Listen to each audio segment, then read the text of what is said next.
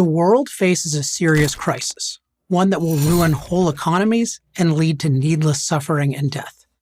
The crisis is related to climate change, but not in the way you're probably thinking. It's the global energy crisis, a man-made crisis created by climate change policies.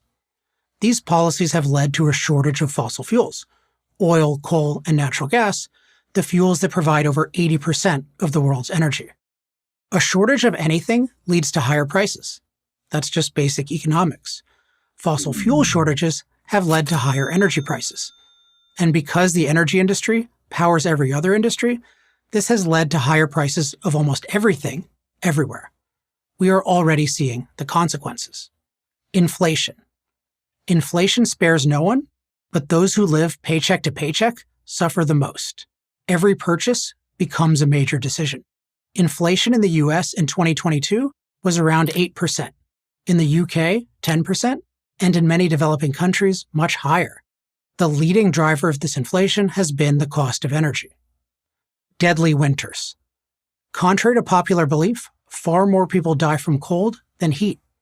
Saving lives from the danger of cold requires low-cost, reliable energy. Without it, people on the margins can't adequately heat their homes during the harsh winter months. Even in wealthy Europe, literally thousands will die for lack of energy. Widespread job losses.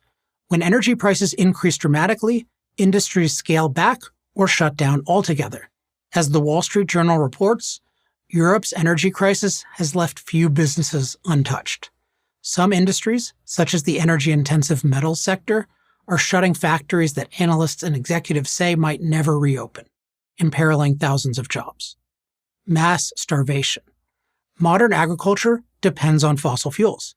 Natural gas is a prime component of fertilizer, and farming equipment is largely powered by diesel fuel. When natural gas and oil prices go up, food becomes more expensive around the world. According to the president of the World Farmers Organization, prices are 78% higher than in 2021. In many regions in the developing world, farmers simply can't afford fertilizers, or even if they could, the fertilizers are not available to them.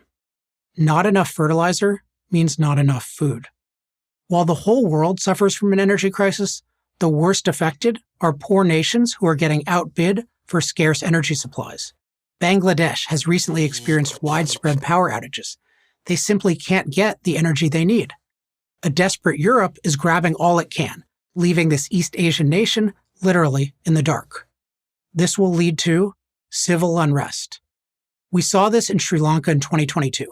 Violent riots racked the country following massive crop failures.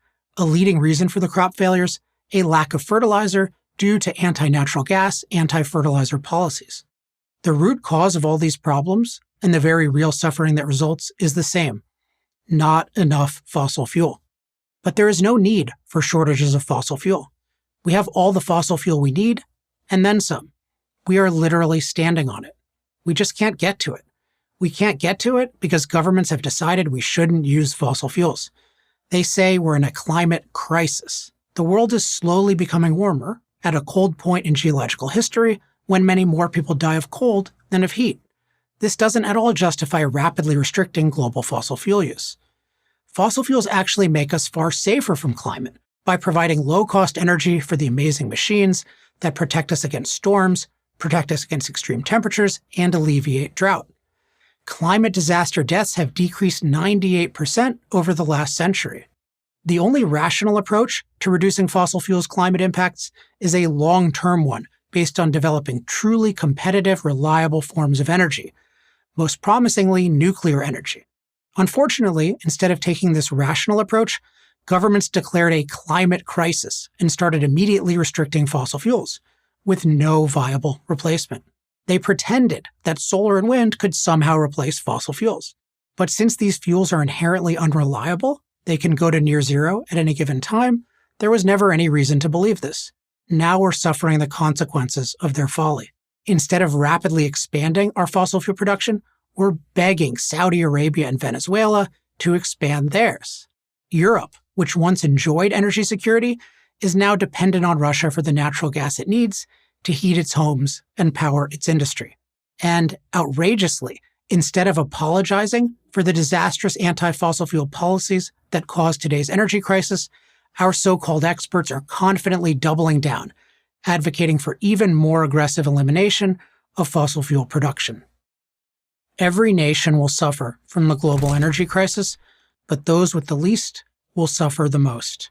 Many will die, sacrificed on the altar of a climate crisis that doesn't exist. How long will we let this continue?